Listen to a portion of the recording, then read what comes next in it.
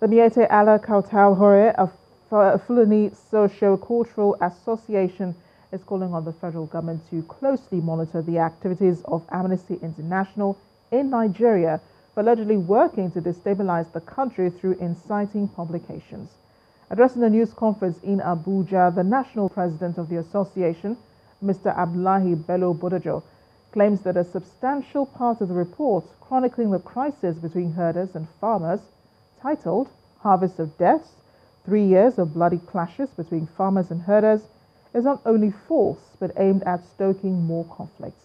He insists that the report is a deliberate attempt to demoralize the nation's security agencies and further prolong the crisis between farmers and herders.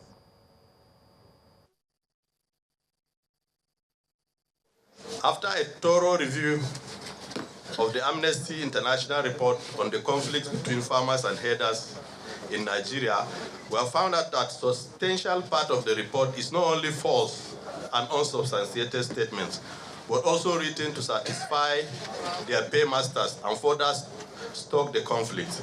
Amnesty International hired researchers did not deem it fit to interview the leadership of the herders and families of herders from most of the communities affected with the conflict they claim to have visited. Consequently, we condemn such selective and highly biased and unpatriotic act from Amnesty International Nigeria. From the hasty conclusion of the report, which was quick to dismiss efforts of the security agencies in ending the conflict, suggested clearly that Amnesty International activities in Nigeria have been hijacked by mercenaries and mercantile characters that are sponsored by forces that want to balkanize the Nigerian state.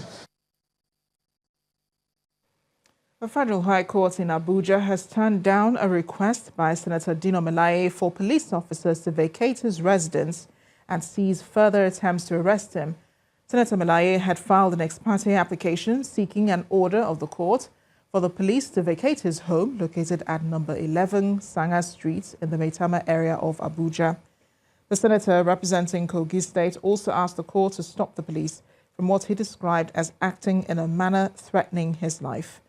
Ruling on the motion after hearing the submissions of Senator Melaye's lawyer, Nkem Okoro, from the law firm of Chief Mike Ozekome, Justice Nkyoye Maha refused to grant the prayer.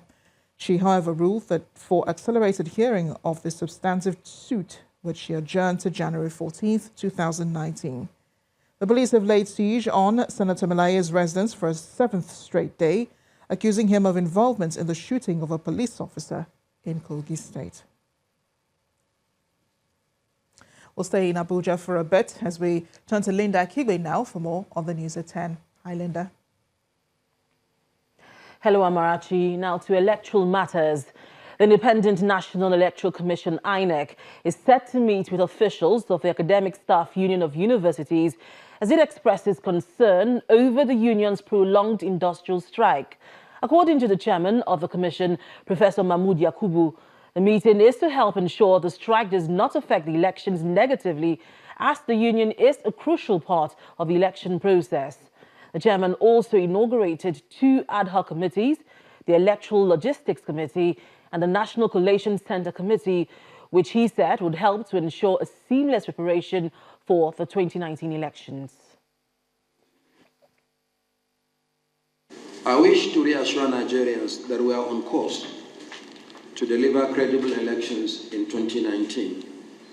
Let me also seize this opportunity to confirm that the Commission will meet with the national leadership of the Academic Staff Union of Universities, ASUU, tomorrow, Friday, 4th January 2019 at 4 p.m.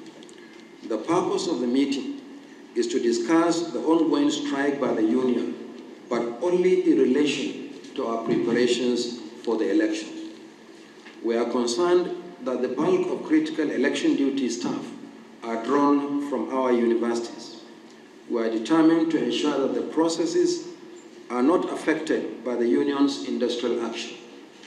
ASUU is a critical partner to the Commission in delivering credible elections. We look forward to the meeting and we are confident of a positive outcome. Meanwhile, the country's main opposition party, the People's Democratic Party, has rejected the appointment of Amina Zakari as the chairman of the Committee on Collation Center by INEC.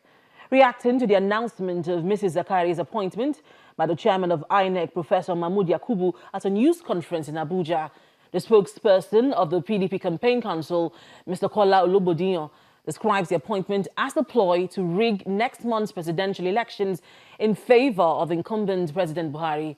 According to him, Mrs. Zakari is a blood relation of President Buhari and cannot be objective in heading the affairs of a collation center where final results from various collation centers would be announced.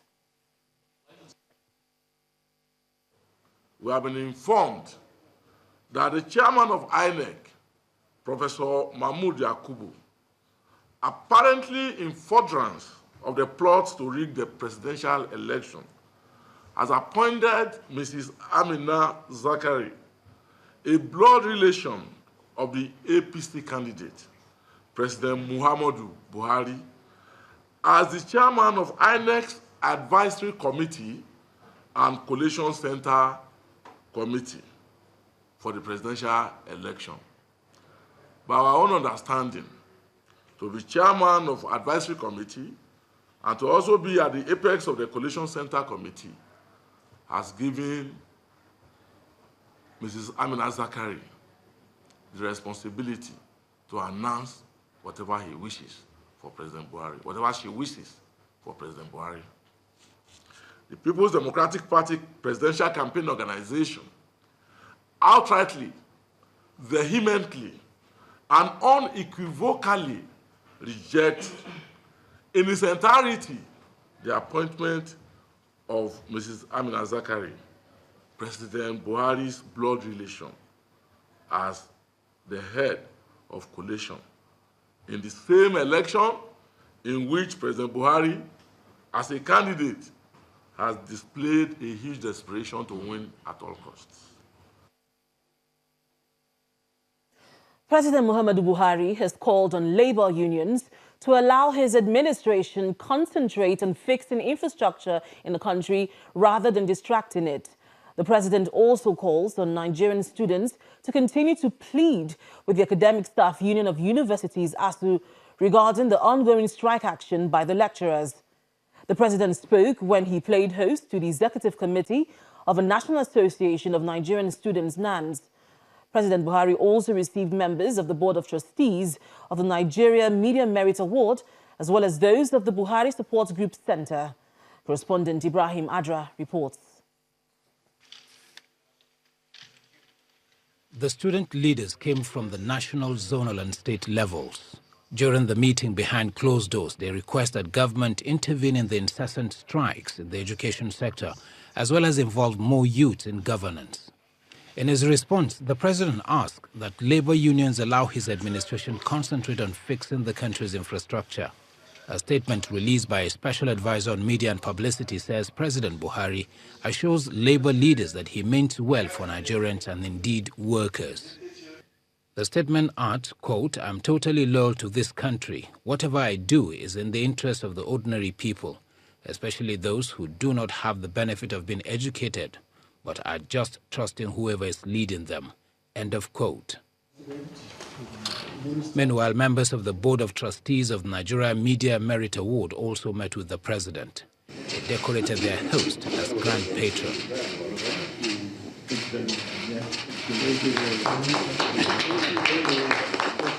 The leader of the delegation and former Director General of the NTA says the president qualifies for the award because he respects the rights of the media to practice without hindrance.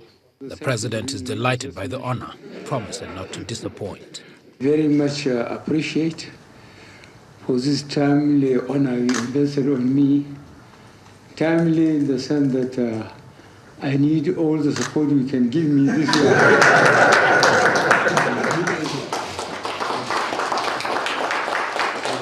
Also at the State House were members of the Buhari Support Group Center. The group affirms that it stands with the president in his re-election bid come February. We have been working, not only now, and we have been working and will continue to work.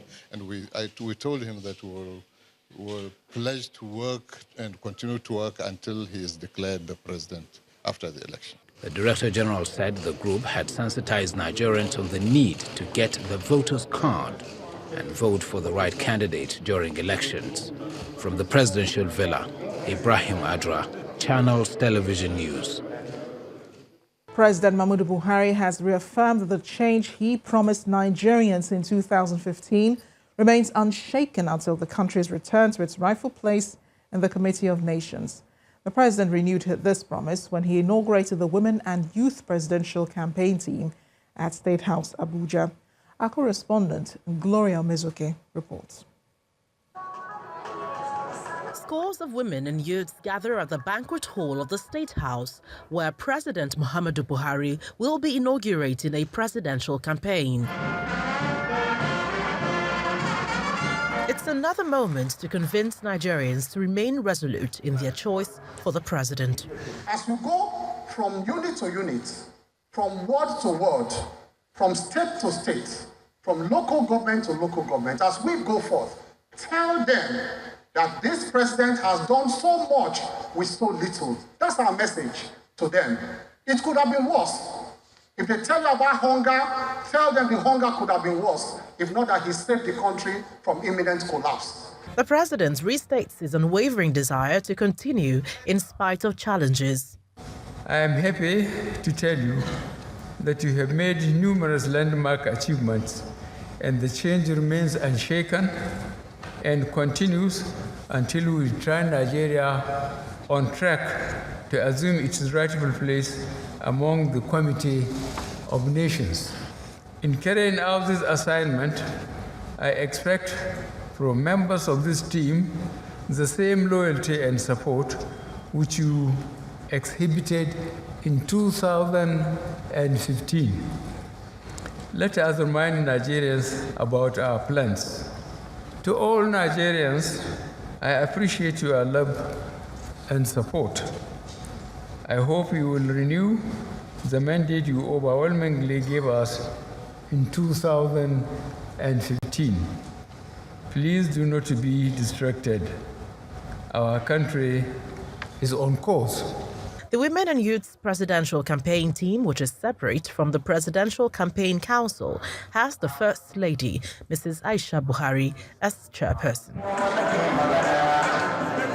As women and children reiterate their belief in the president to run for a second term, the president is equally reassuring Nigerians that the change mantra is unshaken and will remain so in the next 4 years. From the presidential villa, Gloria Umezuki, Channels Television News.